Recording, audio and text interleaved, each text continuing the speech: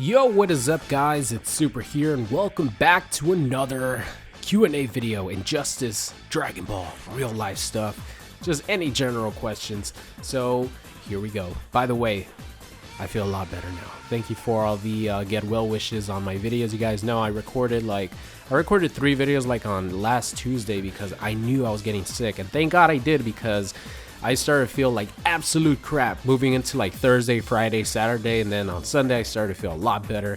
So thank you guys for the get well wishes. So here we go. Let's answer these questions. Of course, if you guys have your own questions, leave them down below in the comments section.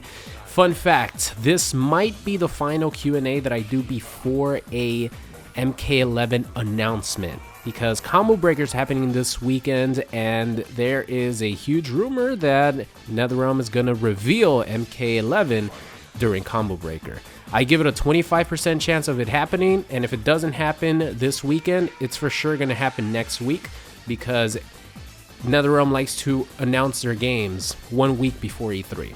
So it should be happening sometime in the next 2 weeks. Fingers crossed it happens this weekend though. Alright, here we go. Adam asked the first question. What's the one feature you want for MK11?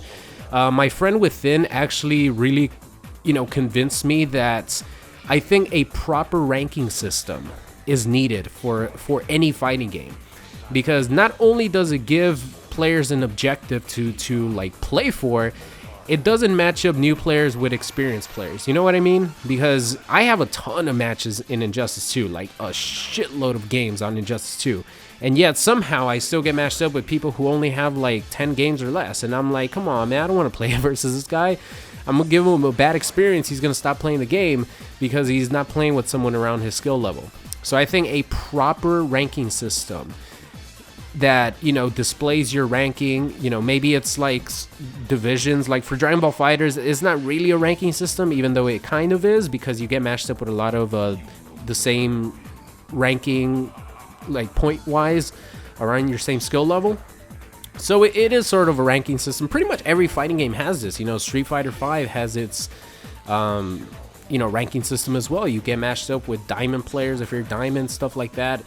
I think it's needed for MK11.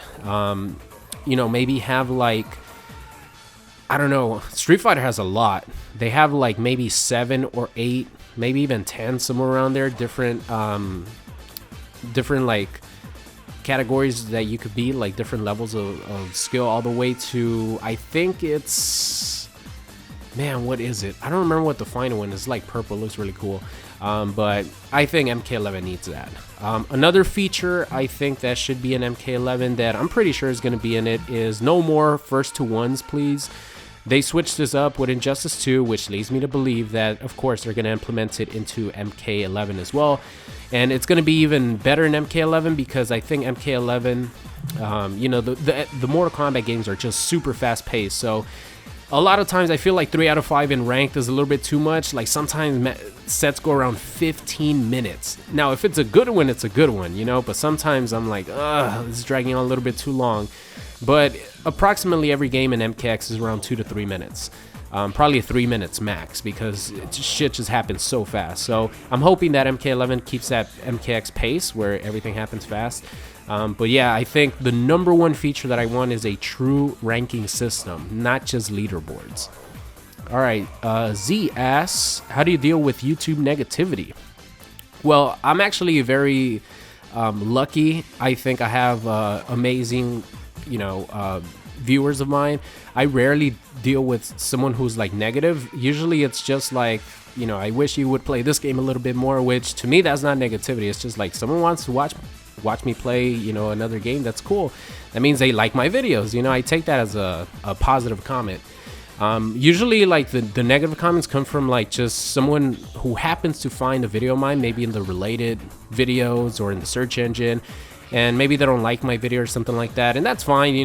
They'll just not subscribe. They watch one video and leave a negative comment. That's cool. But early in my YouTube career, I made it a point to have thick skin, because if you're putting yourself out there, I've talked about crazy stories in my life. I've shown my face.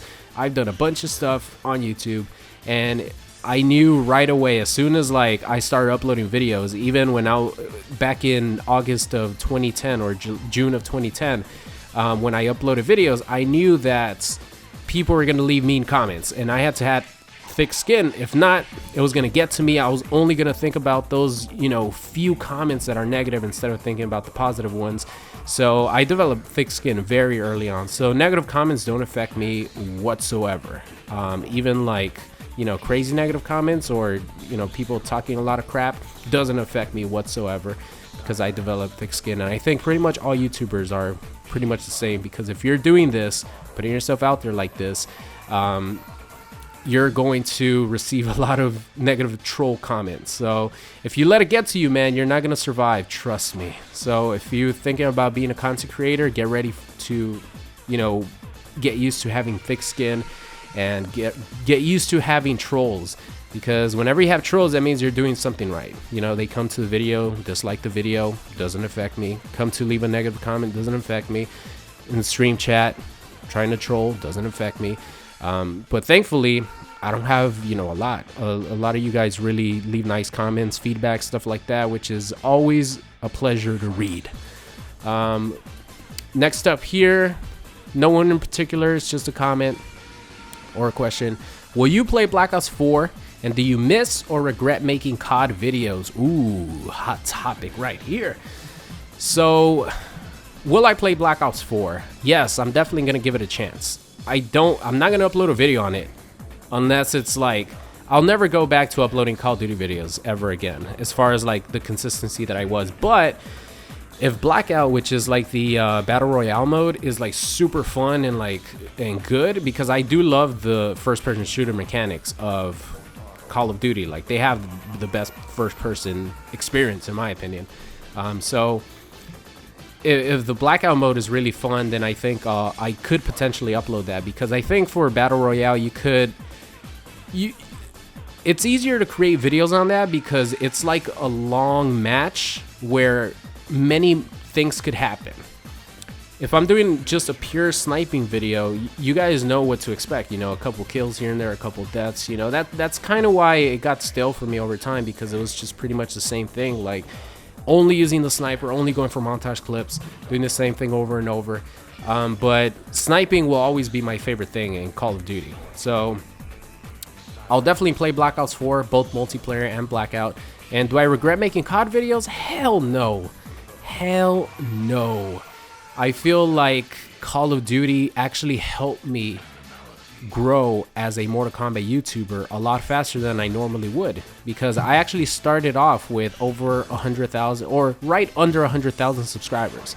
Now, as far as fighting game channels, pure fighting game channels, you could count in your hand how many YouTube channels that are strictly fighting games have like maybe over 200,000 subs, or sometimes even 100,000 subs. Probably you could count in two hands how many pure fighting game channels that is just a single person, not uploading stream highlight or not uploading other people's like matches and stuff, just the content creator creating his own content. You could probably count in both hands over 100,000 subs. So I think having that audience, that Call of Duty audience that also enjoyed fighting games and stuck around for all this time, really helped my channel get pushed in the search engine and helped me get discovered easier with Mortal Kombat videos, because I already had almost 100,000 subscribers by the time I started uploading MK videos, and I would get, you know, like 5,000 views a video. Actually, the Mortal Kombat videos, when it started, it was like 2,000 views, stuff like that. But consistency is key with growing a YouTube or Twitch channel. So don't get discouraged whenever you get low views if you're a content creator. Just keep on doing it, keep having fun, and things will start happening. So no, I do not regret spending 5 years being a Call of Duty content creator. Hell no. Also, like, 2013 and 2014 were so much fun. Like, even before that, like, pretty much the whole process, because every Call of Duty up until, in my opinion, Advanced Warfare, all those Call of Duties were amazing. Like, I started off playing Modern Warfare 2, then Black Ops 1 came out, then Modern Warfare 3 came out, then Black Ops 2 came out, and all those games were absolutely amazing, and I had so much fun playing them. So no, I'll never regret the times I spent playing Call of Duty. Here we go. When do you think we will see a reveal trailer or announcement for MK11? I think I covered that one. Did I not erase it? In the next 2 weeks for sure. In Dragon Ball FighterZ, do you experience? These are the questions that I answered last week. Hold on. Let me find one. I didn't delete them. Oh no. Do you think there will be? Okay. Wait. Let's see. How do you get good at fighting it? Yeah, I already answered that one. All right. Spider Realm. Here we go. Do you think there will be a season 2 for Dragon Ball FighterZ? Yes, I definitely do. But it might not be a season 2. It might be a brand new version of the game that has gameplay mechanic changes, because from what I've heard,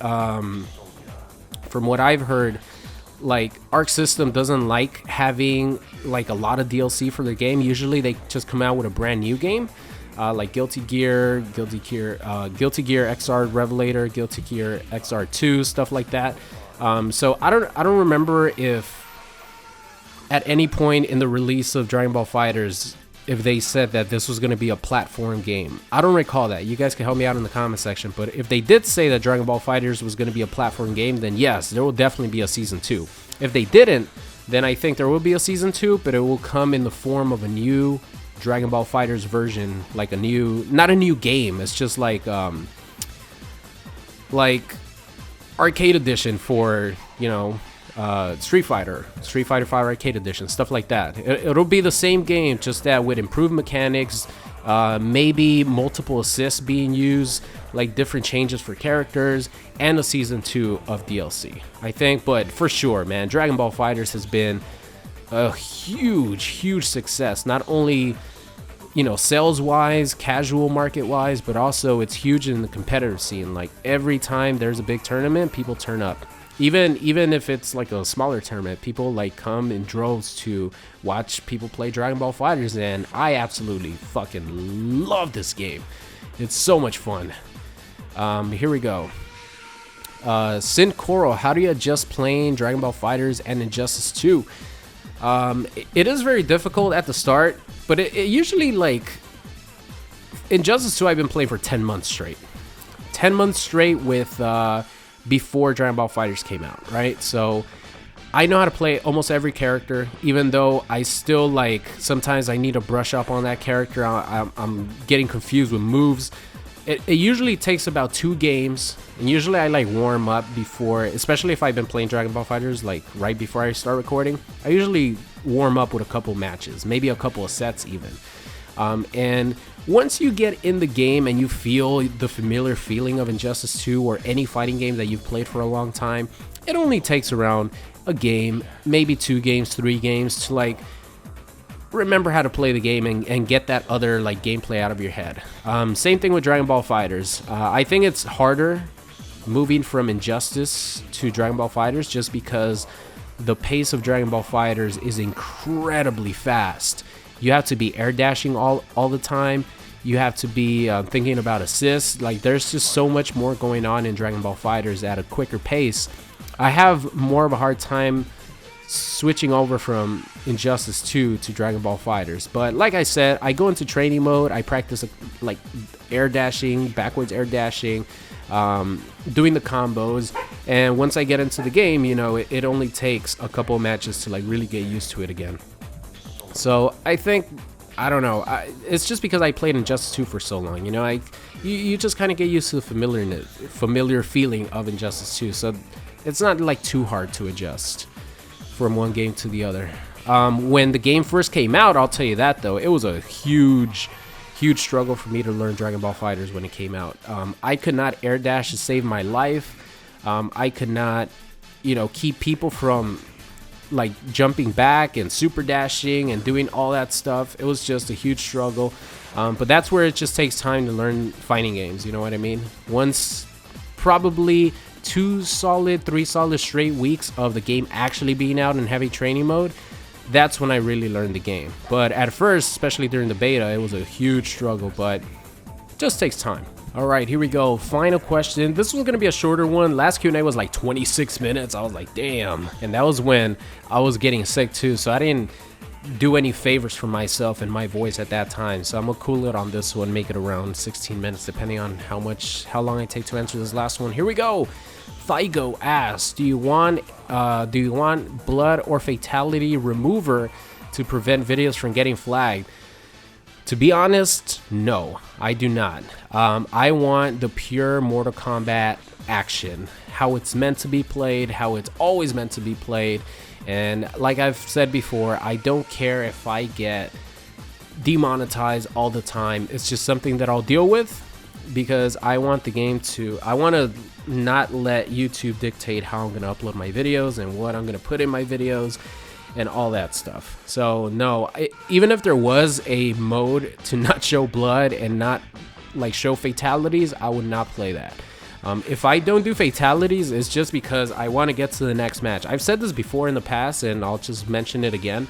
Sometimes people ask me, why don't I fatality the opponent? I'm like, I've seen the fatalities over and over and over and over. I don't need to do them, you know. I just want to get to the next match. If it's a brutality, that's different, because the brutalities are hype as fuck.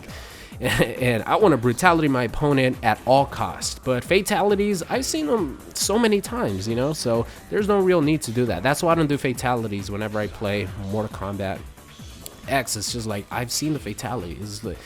It's just more of a waste of time for me personally. Unless maybe if it's like the very last match in a video, then I'm like, all right, let's do a fatality on this guy. Or if the guy pisses me off, you know he's getting fatalized. But that's about it. But no, I definitely would not want a no blood and no fatality like mode. Oh, I think there's one more, right? Yeah. What do you think should not return in MK11 under any circumstances? I think that the bias towards non-DLC characters. Honestly, I can't think of anything like real negative right now for MK11 or from MKX moving to MK11, but I remember how excited I was to potentially have a Jason X costume for Jason Voorhees and a different type of Predator costume for Predator. If they're gonna have DLC, give them one costume, please. That was the one thing that really pissed me off about MKX. You had these characters like Alien and Jason Voorhees, Leatherface, and I know that like Leatherface, for example, you pretty much covered his looks from the movies with all three variations. So, you know, I'll give you a pass on that one. But characters like Jason, man, you would be able to like have Jason without the mask or something like that, like zombie face looking Jason or Jason X. You know, that was something that really pissed me off about MKX, that I hope, and I think it won't make it back to MK11, the DLC characters not having like one extra costume at least. If the gear system is a thing, then we know that's not gonna happen, because every character gets gear no matter what. So that's one of the positive things about the gear system. Every character had gear, so all the DLC characters had gear as well. And all the DLC characters got legendary gear at the end, so hopefully they do the same thing with MK11, and whatever guest characters spawn, Ash, make it onto the game. So, alright guys, I think that's going to be it for today's Q&A video. I said it was going to be under 20 minutes, right? Did I? I think I said it was going to be like 15, but I had another question there. I didn't even notice, but it's under 20 minutes. I'm happy about that. But thank you guys so much for watching, and I'll see you guys next time. What's going on? It's Super here, and thank you for watching today's video. I hope you enjoyed it. If you did, make sure you guys subscribed if you are not already. Also, check out any of these videos linked at the top. Thank you for watching, and I will see you guys next time.